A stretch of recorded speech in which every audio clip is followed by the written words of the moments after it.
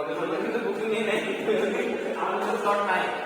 আচ্ছা ঠিক আছে, এই জন্য কি পরে কিন্তু যদি টাকা না আগে এসে টাকা দিয়ে দিই ও ঠিক আছে প্লিজ তো ও এই ভাই ব্যাক করলাম ওটা গ্রিপ নষ্ট একদম, গ্রিপ নেই একদম। কালকে না আমার ওটা তো নিয়ে আসলাম না, ও একটা আছে নাই তো টাকা দিতেছে ভাই আমাদের জানো